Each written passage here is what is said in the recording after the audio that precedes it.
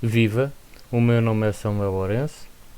Este é o sexto vídeo que vem na sequência dos anteriores e que integra a série de preparação para o exame de amador de categoria 2, exame esse que é dado pela ANACOM. Portanto, neste vídeo irei abordar então as perguntas da 137 à 162, portanto vão ser 26 perguntas. Começando então pela pergunta 137, diz-se usualmente que uma antena Yagi tem ganho de potência sobre uma antena dipolo para a mesma banda de frequências porque A. Radia globalmente mais potência que o dipolo. B.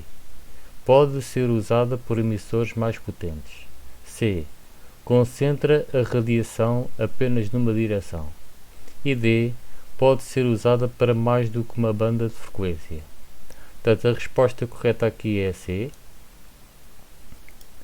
Portanto, A está errada, porque se não houver perdas, portanto, tanto no cabo baixada como na própria antena, portanto, e se tivermos uma antena dipolo e uma antena Yagi a serem alimentadas com a mesma potência, elas vão radiar globalmente exatamente a mesma potência. Portanto, a A não está correta. A resposta B também não está correta, porque tanto a Yagi como a dipolo podem ser usadas independentemente da potência, desde que a antena esteja então testada para essa potência. Portanto, isto não tem a ver com o facto de ser Yagi ou ser dipolo. E a resposta D também não está correta, porque existem Yagis que podem ser utilizadas em várias bandas de frequência, tal como existem dipolos que podem ser usados em várias bandas de frequência. Portanto, a resposta correta aqui é C. Portanto, uma Yagi concentra a radiação apenas numa direção. Portanto, isto no plano horizontal. Pergunta 138. A potência isotrópica radiada equivalente, PIR, emitida por uma antena de 20 dBi de ganho, no máximo do seu diagrama de radiação, quando lhe é entregue uma potência de 10 dBW, é: resposta A, 200 dBW, resposta B, 30 dBW, resposta C, 30 watts e resposta D, 200 watts. Portanto, a resposta correta é a B, 30 dBW. Portanto, como é que eu cheguei aqui a este valor? Portanto, para fazer o cálculo da PIR é preciso ter então duas coisas. Portanto, uma é o ganho isotrópico da antena, portanto o ganho relativamente a uma antena isotrópica. Portanto, vou-lhe chamar GI.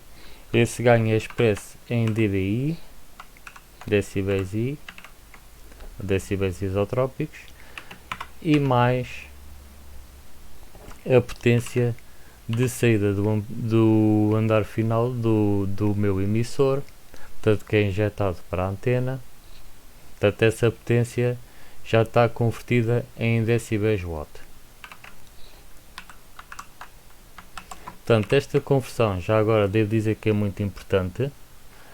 Por acaso, no caso do exercício, 10 decibéis watt é igual a 10 watts, portanto corresponde a 10 watts em 50 ohms de impedância. Mas, por exemplo, se fosse 20 decibéis watt, já seria então, já corresponderia a uma potência de 100 watts. Portanto, os decibéis watt, portanto, é basicamente o incremento em termos de força de sinal relativamente a um sinal que tem 1 watt de potência. Portanto, isto calcula-se com uma fórmula análoga à que é usada para calcular o ganho. Portanto, simplesmente vou por aqui dB watt é igual a 10 vezes o logaritmo de base 10 de, portanto, da potência em watts. Portanto, esta é a potência já em watts. Já agora vou completar aqui isto mais um bocadinho. a dividir por 1 watt. Basicamente é esta forma que se utiliza para converter a potência em watt para dB-watts. Pode ser interessante também explorar aqui uma outra fórmula para dBm. Portanto, o dBm também é utilizado para expressar a força de um sinal. Desta feita não é relativamente a 1 watt, mas a 1 mW.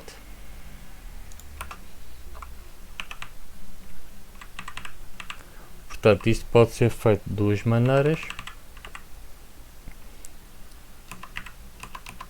Portanto, a potência de saída em watts sobre 0,001 watt, ou então, se a potência de saída já estiver em miliwatts, posso escrever esta fórmula de outra maneira, simplesmente colocando já a potência em miliwatt, e tenho aqui no divisor do que está no logaritmo, passa a ser 1 miliwatt.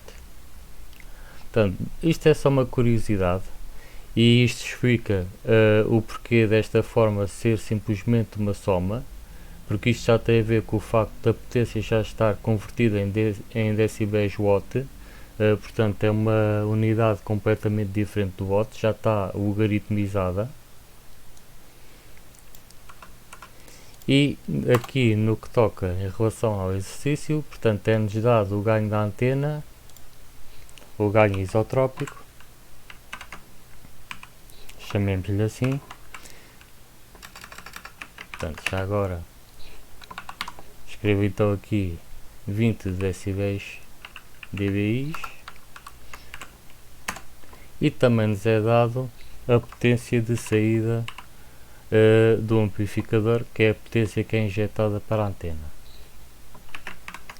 Eu simplesmente chamo-lhe aqui PO e é 10 decibéis watt.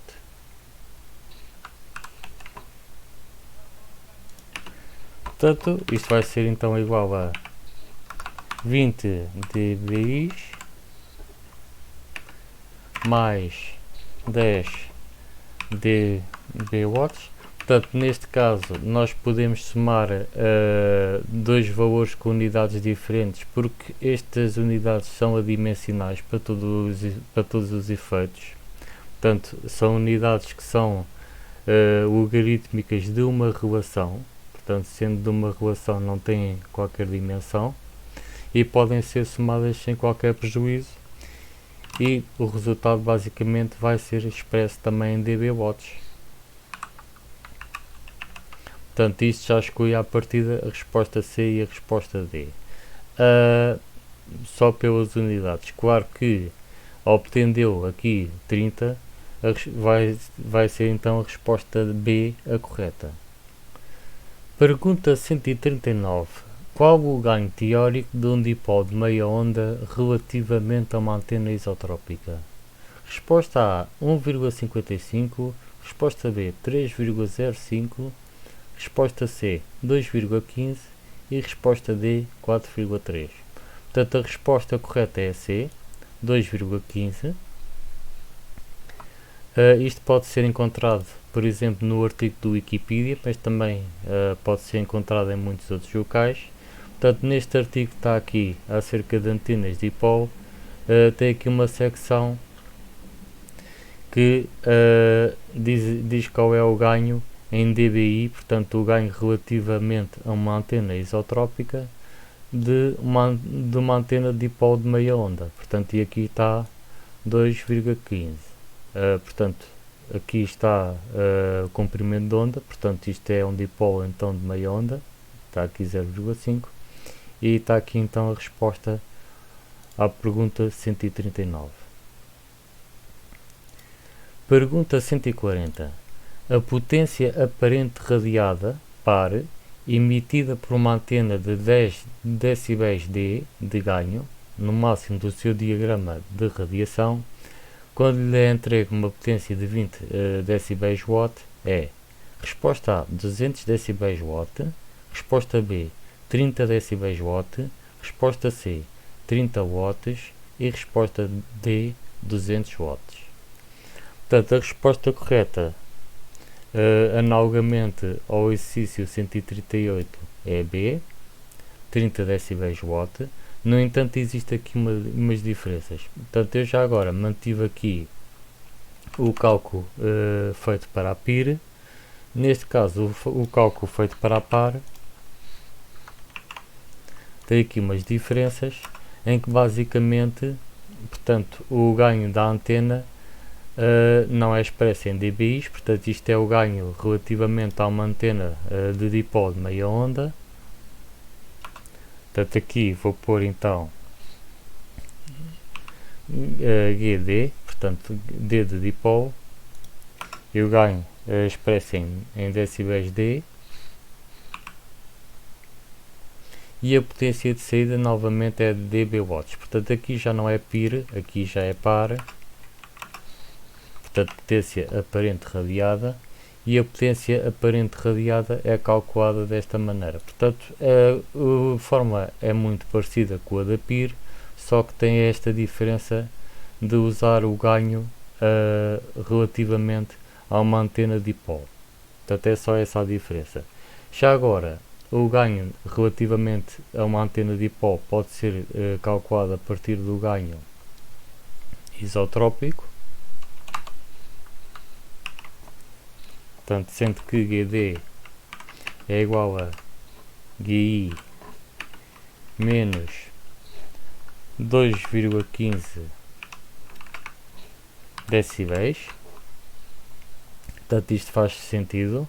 Portanto, considerando que um ganho isotrópico de uma antena de dipolo de meia onda é de 2,15 decibéis, então quer dizer que o ganho de uma antena de dipolo relativamente a ela mesma vai ser 0 decibéis. Portanto, isto está correto. Da mesma maneira, pode ser calculado o ganho isotrópico a partir do GD, sendo que neste caso vai-se adicionar 2,15 decibéis. Portanto, isto é apenas um à parte, que não vem aqui ao caso do exercício, mas pode servir de auxílio, porque pode ser perguntado também no exame. No caso do exercício, então o que é que nos é pedido? Portanto, é pedido a par e é-nos dado então o ganho relativamente ao dipolo, que neste caso é 10 dBds. Portanto, eu já agora estou aqui a manter os cálculos relativamente ao exercício 138 para estabelecer aqui uma base de comparação. Mas espero que não crie confusão. A potência de saída é 20 dB watts.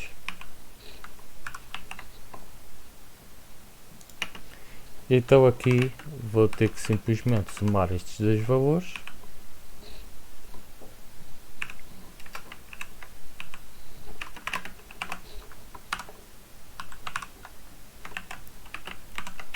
E vou então obter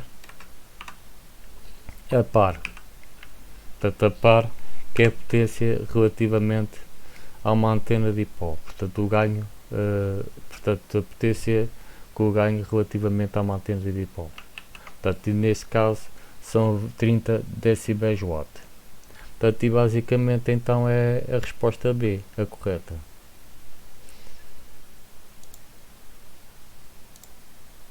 Pergunta 141. O que significa relação frente-costas numa antena Yagi? Resposta A. O número de diretores relativamente ao número de refletores. Resposta B. A posição relativa do elemento excitador relativamente aos refletores e diretores. Resposta C. A potência radiada no lobo principal de radiação comparada com a potência radiada na direção exatamente oposta. E resposta D. A relação entre o ganho direto e o ganho do dipolo. Portanto, aqui a resposta correta é obviamente a C. Portanto, a potência radiada no lobo principal de radiação comparada com a potência radiada na direção exatamente oposta. Portanto, uma antena Yagi, ao contrário de uma dipolo, por exemplo, Portanto, é uma antena direcional, ou seja, se considerarmos o plano horizontal da antena, ela vai, mesmo nesse plano horizontal, vai radiar apenas numa direção. Portanto, ao contrário do dipolo, que vai radiar em todas as direções num plano horizontal, ok? Mas é só num plano horizontal. Portanto, no plano vertical, o dipolo também não irradia para cima nem para baixo. Pergunta 142. Qual das seguintes antenas não tem ganho em qualquer direção? Resposta A, antena Longwire. Resposta B, antena Yagi. Resposta C, antena Beveridge. E resposta D, antena isotrópica. Portanto, aqui a resposta correta é então a resposta D, antena isotrópica. É a única antena que, tanto num plano horizontal como em qualquer plano de corte vertical, tem um campo de radiação perfeitamente esférico. Portanto, irradia de igual forma para todas as direções, até mesmo para cima e para baixo. Portanto, uma dipolo já não faz isso. Portanto, uma dipolo tem um plano de radiação circular no plano horizontal, mas no plano vertical o campo de radiação vai assumir a forma de um donut. Portanto, ela não vai radiar nem para cima nem para baixo. Pergunta 143. Qual o parâmetro que melhor descreve a interação de um cabo desadaptado com a carga que é ligado? Resposta A, a impedância característica. Resposta B, a relação de onda estacionária. Resposta C, as perdas no cabo. E resposta D, a constante dielétrica. Portanto, a resposta correta aqui é B, a relação de onda estacionária. Portanto, isto tem a ver com o casamento de impedâncias. Portanto, neste caso entre o cabo e a antena. A impedância característica é uma característica do cabo, mas por si só não vai causar um mau casamento em termos de impedâncias. As perdas no cabo não têm qualquer relação, nem a constante dielétrica tem qualquer relação com o que é aqui perguntado. Portanto, a resposta à pergunta 143 é então a B. Pergunta 144. Em que se traduzem as perdas de atenuação numa linha de transmissão? Resposta A, no aumento da relação de onda estacionária. Resposta B, no aumento de potência refletida que pode danificar o emissor. Resposta C, no aumento de temperatura na linha de transmissão. Resposta D, no aumento de distorção do sinal. Portanto, aqui assume-se que não existem reflexões, portanto as impedâncias estão bem casadas. Portanto, em todo o caso, a resposta correta é sempre a C, portanto, no aumento de temperatura na linha de transmissão. Portanto, não existindo reflexões, não se dá o caso da resposta A nem o caso da resposta B. Portanto, isto porquê? Porque se houvesse um aumento de relação de onda estacionária, automaticamente haveria potência a ser refletida de volta para o emissor. A resposta D simplesmente não vem ao caso. Então, basicamente, quando se fala em perdas de atenuação, isso só vai alterar aqui uma coisa, vai causar perdas ao longo do cabo, e a potência para ser perdida tem que ser dissipada, neste caso em forma de calor. Pergunta 145. Qual é a impedância característica das linhas de transmissão habitualmente utilizadas nas estações de amador para ligar o emissor à antena? Portanto, aqui é para ligar o emissor à antena, e a resposta correta é a D, 50 ohms. Portanto, isto é a impedância característica dos cabos de baixada utilizados para esse efeito. Portanto, o H saída do emissor. Curiosamente, os 600 ohms também é uma impedância que pode ser encontrada no campo do radioamadorismo, portanto, nas linhas de condutores paralelos. Portanto, são linhas de transmissão que, como o próprio nome indica, têm dois condutores paralelos, espaçados em intervalos regulares com espaçadores, portanto, parecendo uma escada de corda. Mas esse tipo de linha de transmissão não é utilizada à saída do emissor, é utilizada após um balun para ligar então um balun à antena. Portanto, aqui a resposta correta é a D, 50 ohms. Pergunta 146.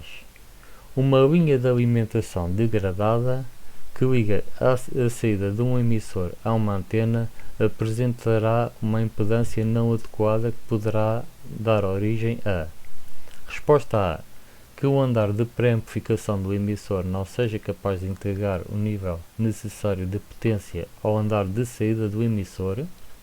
Resposta B, avaria no circuito de alimentação do emissor. Resposta C, um aumento excessivo de temperatura no andar de saída do emissor. E resposta D, uma perda de modulação no sinal emitido. Portanto, aqui a resposta correta é a C, um aumento excessivo de temperatura no andar de saída do emissor. Isto porque, basicamente, o que se está aqui a descrever é um mau casamento de impedâncias, ou seja, a linha de alimentação já não tem uma impedância característica de 50 ohms, portanto pode ter uma impedância característica maior ou menor, essa impedância característica já não se adequa à impedância da antena. Isso dá origem então a reflexões. Portanto, havendo então reflexões, quer dizer que vai haver potência refletida de volta para o emissor, e isso vai causar um aumento excessivo de temperatura no mesmo, porque essa potência vai ter que ser anulada de alguma forma. Isto inclusivamente pode levar a uma avaria do próprio andar de saída do emissor. Pergunta 147. Uma linha de transmissão coaxial é constituída por: resposta A, um condutor simples. Resposta B, dois condutores separados por espaçadores de cerâmica. Resposta C, uma malha à volta do dielétrico que por sua vez envolve o condutor central. E resposta D, uma malha e um condutor central enrolados em conjunto e revestidos por um dielétrico. Portanto, a resposta correta aqui é a resposta C. Portanto, a resposta A simplesmente não é correta, porque isto não constitui tampouco uma linha de transmissão, é apenas um condutor, não tem retorno. A resposta B refere-se a uma linha de condutores paralelos, portanto são dois condutores separados em intervalos regulares por espaçadores, podem ser de cerâmica ou de plástico, desde que aquilo depois resulte numa impedância de 600 ohms, está tudo bem. A resposta D simplesmente não faz sentido, é impossível, portanto a resposta correta é mesmo a C. Pergunta 148. Verificou-se que uma linha de transmissão de 200 metros possuía uma atenuação total de 26 dB. Qual é a sua atenuação por metro? Resposta A, 0,13 dB por metro. Resposta B, 0,26 dB por metro. Resposta C, 13 dB por metro. E resposta D, 26 dB por metro. Portanto, aqui a resposta correta é 0,13 dB por metro. Para chegar a esta resposta é muito simples, basta dividir a atenuação total do cabo pela distância, pelo comprimento do mesmo. Portanto, vou então calcular a atenuação por metro. Portanto, e essa é então dada pela atenuação total a dividir pela distância. Portanto, é-nos dada então a atenuação total. Portanto, são 26 dB. Também nos é dada a distância. São 200 metros. Então temos que dividir 26 decibéis, e aqui eu vou manter as unidades, até vai fazer sentido, por 200 metros. Portanto, vou dividir 26 por 200 e tenho aqui 0,13 e mantive as unidades porquê? Portanto, decibel passa a dividir por metro, isto quer dizer que o resultado vai ser decibel por metro. Portanto, para confirmar que de facto está tudo bem. Portanto, e a resposta correta é então a 0,13 decibéis por metro. Pergunta 149. As linhas de condutores paralelos são linhas resposta A assimétricas, resposta B simétricas, resposta C de 4 condutores e resposta D que nunca poderão ser utilizadas com linhas de transmissão de sinais de RF. Portanto, a resposta correta a esta pergunta é B, simétricas. Portanto, são linhas com dois condutores paralelos, com espaçadores intervalados. Portanto, a resposta A está então incorreta. Portanto, estas linhas são simétricas e não só são simétricas, como são utilizadas para transmitir sinais balanceados para uma antena de fio, por exemplo. A resposta C está incorreta, portanto o número de condutores é 2. E a resposta D também está incorreta, porque estas linhas de condutores paralelos têm utilização no mundo do radioamadorismo. Portanto, após utilizar um baúne para fazer o casamento das impedâncias, utiliza-se uma linha de 600 ohms para transmitir a potência à antena. Portanto, a potência já é transmitida de uma forma balanceada. Pergunta 150. Qual o coeficiente de onda estacionária que resulta da alimentação com um cabo coaxial de 50 ohms de uma antena vertical com uma impedância de entrada de 25 ohms? Portanto, o que esta pergunta pretende é a relação de ondas estacionárias. Portanto, resposta A 2, resposta B 2,5, resposta C 1,25 e a resposta D 1. Portanto, a resposta correta é A, é 2, portanto neste caso tem-se uma relação de ondas estacionárias de 2. Como é que se chega então a este resultado? Portanto, é necessário calcular primeiro o coeficiente de reflexão. Portanto, vou pôr aqui a letra C. Portanto, esse coeficiente de reflexão é calculado, portanto, como sendo a divisão, já agora, portanto, é a divisão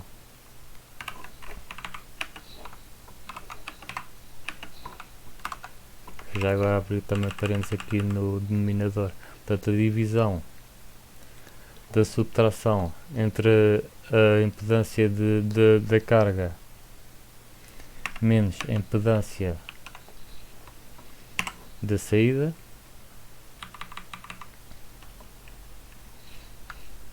sobre a soma entre a impedância da carga mais a impedância da saída. Portanto, neste caso, o termo carga e saída pode-se aplicar, portanto, o termo carga pode-se aplicar à antena e a saída, neste caso, será a impedância do próprio cabo, uma vez que a impedância de saída do amplificador não vem ao caso. Portanto, isto também podia ser escrito como Z2 menos Z1, portanto, sendo que Z2 é a impedância ajusante e Z1 é a impedância a montante. Portanto, nós temos então aqui a impedância da carga, que é a impedância da antena,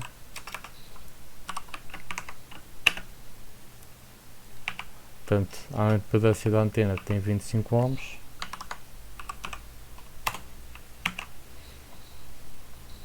E a impedância do cabo, portanto, que é o que está mais a montante, é de 50 ohms.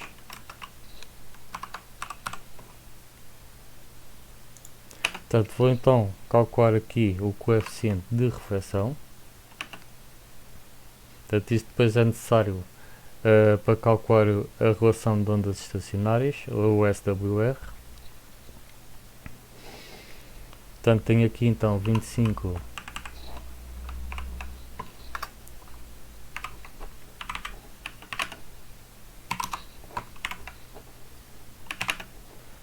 menos 50 sobre 25 mais 50.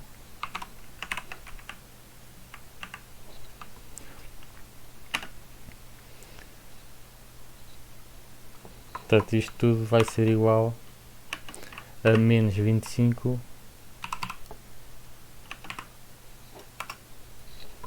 e 25 mais 50 dá então 75. Aliás, menos 25 sobre 75, o que dá então menos 1/3. Portanto, vou manter este valor assim, sem calcular o que é 1/3. Em princípio será 0,333, é um número irracional, mas vou manter tal como está, porque isto depois vai dar jeito.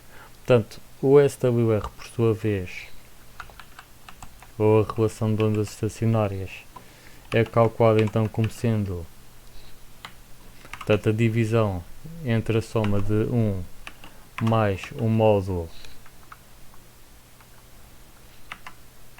de C, portanto, do coeficiente de reflexão, sobre 1 menos o módulo de C.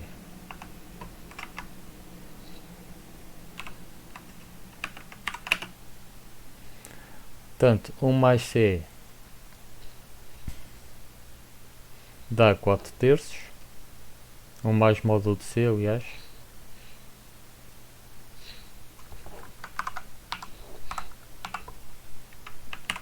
Portanto, isto não é preciso usar a calculadora, na verdade. E 1 menos módulo de C, portanto, vai dar então 2/3. Portanto, o 3 deste denominador corta com o 3 do denominador do divisor, vai dar simplesmente 4 sobre 2, que por sua vez vai dar então 2. Portanto, este é o valor do SWR. E isto vai ser então o que está na resposta A da pergunta 150. Já agora, existe aqui um artigo no Wikipedia onde estas relações estão descritas. Portanto, aqui está o coeficiente de reflexão, que pode ser escrito como uma relação entre as tensões ou entre as impedâncias. Portanto, isso foi o que eu calculei. E depois temos então o SWR como sendo uma relação baseada também no coeficiente de reflexão. Portanto, temos aqui um mais módulo do coeficiente de reflexão e um menos o módulo do coeficiente de reflexão. Portanto, é a divisão então destes dois valores. Pergunta 151. Diz-se que uma linha de alimentação está adaptada a uma antena quando a potência refletida pela antena, resposta A, é quase igual à potência que lhe é transmitida. Resposta B, é quase nula. Resposta C, é praticamente infinita. E resposta D, é cerca de metade da potência que lhe é transmitida. Portanto, se a linha de alimentação está adaptada à antena, isto quer dizer que praticamente não irão haver reflexões de volta para o emissor. Portanto, a potência refletida é então praticamente nula. Portanto, a resposta B é a correta.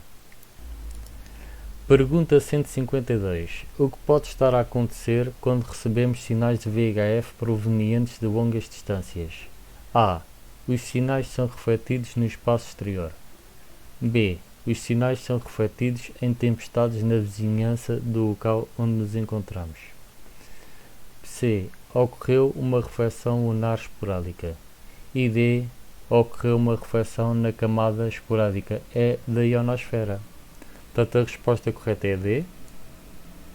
Portanto, normalmente os sinais de rádio de VHF vão diretamente para o espaço sem serem refletidos de volta pela ionosfera, portanto sem serem refletidos para a Terra. Portanto, isto normalmente faz com que o VHF só permita comunicações em linha de vista e não a longa distância. No entanto, dando-se então o evento de existir uma camada esporádica na camada E da ionosfera, pode-se fazer essa reflexão, portanto, e o VHF pode ser utilizado então para comunicar a longas distâncias durante esse curto evento. Portanto, à semelhança do que acontece com os sinais de HF. Portanto, para pesquisar mais, existe aqui um artigo sobre a propagação esporádica, portanto, sobre a propagação na camada E esporádica da ionosfera, e basicamente nesse artigo portanto, fala acerca das frequências dos sinais que são refletidos por essa camada. Portanto, isso inclui os sinais que estão nas bandas de VHF. Portanto, fala aqui nos 2 metros, nos 4 metros e nos 6 metros. Pergunta 153. O que poderá acontecer se as antenas de uma ligação em linha de vista, na faixa do HF, não tiverem a mesma polarização? A. As bandas laterais poderão ser invertidas. B. A ligação poderá ser várias dezenas de vezes mais fraca do que se tivessem a mesma polarização. C. Consegue-se notar um efeito de eco no áudio. E D. Só tem vantagens, pois atenua um multipercurso. Portanto, a resposta correta é D. É a única que faz sentido. Portanto, aqui fala-se de uma situação em que as antenas estão desalinhadas 90 graus uma da outra, portanto uma pode estar na horizontal e outra na vertical. Isto faz com que a polarização de uma antena não corresponda com a polarização da outra antena, e o que acontece é que o sinal que a outra antena vai receber vai ser muito mais fraco do que se as antenas estivessem alinhadas no mesmo plano. Portanto, a resposta A simplesmente não faz sentido, porque esse fenómeno não vai impactar nem na modulação nem nas bandas laterais. A resposta C também não faz sentido. E a resposta D também não faz sentido, porque o facto das antenas estarem desalinhadas 90 graus não vai atenuar o multipercurso de maneira nenhuma. Pergunta 154. O que devemos fazer se numa comunicação do HF em portátil repararmos que o sinal que era recebido em boas condições fica, de um momento para o outro, fraco e com distorção? Resposta A. Mudar de imediato as baterias de alimentação. Resposta B. Comunicar de imediato com a outra estação para o operador falar mais alto. Resposta C. Ajustar de imediato os squelch. E resposta D. Deslocar-nos uns metros para o lado, pois a perda de sinal pode ser devida a reflexões, portanto pode ser devida a multipercurso. Portanto, aqui a resposta correta é a D. Isto porquê? Porque o multipercurso vai causar reflexões no sinal, portanto entre o emissor e o receptor. Esses sinais podem interferir uns com os outros e podem interferir de forma destrutiva, podendo-se anular, portanto, podendo a emissão ter zonas de sombra. Portanto, para resolver essa situação, basta então deslocar-nos para um outro sítio, portanto, andar 1 ou 2 metros, e evita-se assim essas zonas de sombra por interferências destrutivas. Portanto, existe aqui um artigo no Wikipedia sobre a propagação multipercurso e fala aqui justamente acerca das interferências. Portanto, digamos, se houver uma reflexão esteja desfasada 180 graus do sinal original, essa reflexão pode causar o cancelamento do sinal original e basicamente é como se gerasse uma zona de sombra. Pergunta 155. Qual gama de frequências adequada a comunicações por dispersão de meteoros?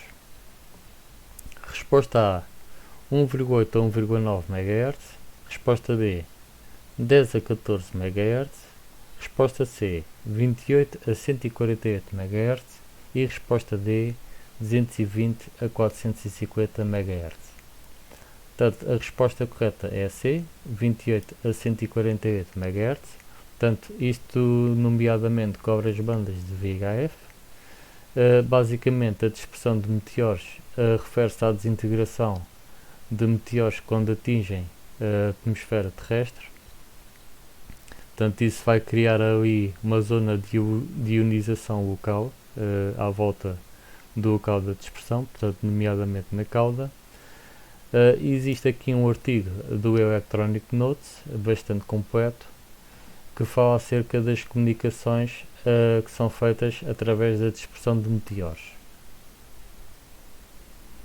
Portanto, basicamente aqui no sumário, portanto, diz que essa forma de propagação é usada nomeadamente em VHF, mas o mesmo artigo tem aqui um link que é o Propagation and Frequencies, portanto, as frequências de propagação, que fala mais acerca de quais são as frequências que são afetadas. Portanto, o limite diz aqui, normal, é ser até 150 MHz, se bem que em certos casos pode ir até 500 MHz. Pergunta 156. As mudanças no nível do sinal recebido quando se usa propagação por onda ionosférica, Skywave, chamam-se: resposta A, perdas da onda de terra. Resposta B, perdas de modulação. Resposta C, desvanecimento, fading. E resposta D, manchas solares. Portanto, a resposta correta é C, desvanecimento. Portanto, também tem aqui um artigo no Wikipedia que fala acerca do Skywave. Portanto, e aqui na secção de fading ou desvanecimento fala acerca do fenómeno que é o desvanecimento e porque é que isso acontece. Pergunta 157. A ionosfera A é uma camada magnetizada em volta da Terra. B. Consiste em partículas magnetizadas à volta da Terra. C. É formada por camadas de gases ionizados à volta da Terra. E D. É uma cintura esférica de radiação solar à volta da Terra. Portanto, a resposta correta é a C. É formada por camadas de gases ionizados à volta da Terra, portanto, conforme até o nome indica. Portanto, novamente no Wikipedia existe um artigo sobre a ionosfera e descreve o que é a ionosfera. Portanto, é uma parte ionizada da atmosfera superior e essas camadas são ionizadas pela radiação solar. Pergunta 158. A posição da camada E da ionosfera é: A. Por cima da camada F. B. Abaixo da camada F. C. Abaixo da camada D. E D. Esporádica. Portanto, a resposta correta é B. Abaixo da camada F. Portanto, voltando então aqui ao mesmo artigo, é possível encontrar aqui um gráfico, uma imagem com as camadas da ionosfera. Portanto, temos então a camada F, que é a camada superior, temos a camada E e depois durante o dia temos a camada D, que é a camada que está mais abaixo de todas. Portanto, a E está entre a camada D e a camada F e a F é a camada superior. Pergunta 159. A camada da ionosfera responsável pelas comunicações de longa distância é a camada: resposta A, C, resposta B, D, resposta C, E e resposta D, F. Portanto, a resposta correta é F, portanto, resposta D, F. Portanto, novamente no mesmo artigo, é possível encontrar então essa resposta. Portanto, diz que esta camada é responsável pela maioria das propagações por Skywave.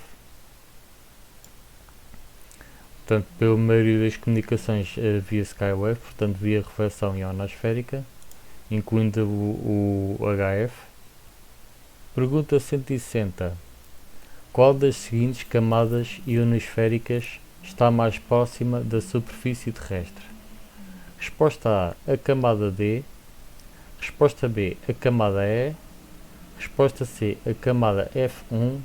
E resposta D, a camada F2. Portanto, a resposta correta então é A, a camada D. Portanto, vimos então anteriormente isso no tal artigo. Portanto, a camada D é a camada então que está mais próxima da Terra. Pergunta 161. Ao nível da propagação de ondas eletromagnéticas nas faixas de frequências de radiocomunicações, o que se designa por ducto? Resposta A. É uma condição de propagação troposférica em que as ondas eletromagnéticas deixam de se propagar. Resposta B. É uma condição de propagação troposférica pouco comum. Resposta C. É a base dos modelos teóricos de propagação ionosférica. E resposta D. É uma condição de propagação ionosférica em que estas camadas são atravessadas facilmente nas faixas de HF. A resposta correta então é B. É uma condição de propagação troposférica pouco comum. Portanto, normalmente afeta as bandas de VHF e do HF. Portanto, existe aqui um artigo sobre o que é a propagação troposférica. Portanto, basicamente, esta propagação dá-se quando existe um gradiente na atmosfera inferior, portanto, na troposfera de temperatura. Portanto, existem duas camadas atmosféricas com temperaturas distintas que criam entre si uma interface, e essa interface vai causar então a refração dos sinais de modo a que estes voltem para a Terra. Portanto, este fenómeno também afeta a luz visível. Portanto, com este fenómeno pode-se ver um objeto à distância que normalmente não seria visível no horizonte pela curvatura da Terra, mas aqui é possível ver então esse objeto. Última pergunta, que é 162. Qual das seguintes medições descreve uma linha de transmissão desadaptada? Resposta A. Relação de onda estacionária de tensão VSWR menor do que 1. Resposta B. Perdas no cabo inferiores maiores que 0,5 dB. Resposta C. Constante dielétrica maior que 1. E resposta D. Relação de onda estacionária de tensão VSWR maior do que 1. Portanto, a resposta correta é a D. Relação de onda estacionária de tensão VSWR maior do que 1. Portanto, a resposta A simplesmente não é possível. Portanto, o VSWR é sempre maior ou igual a 1. Portanto, nós vimos que através daquela equação que vimos anteriormente, não é simplesmente possível obter valores menores do que 1. A resposta B também não está correta, porque cabos com mais ou menos perdas têm sempre uma impedância característica de 50 ohms, em princípio. E a resposta C também não está correta, porque a desadaptação da linha de transmissão não tem a ver com a constante dielétrica. Posto isto, da minha parte então é tudo. Resta então o último vídeo, onde abordarei as questões da 163 à 189, portanto é então o último vídeo da série. Se tiver alguma questão que queira colocar, por favor disponha da secção de comentários, que eu responderei o mais brevemente possível. E até uma próxima.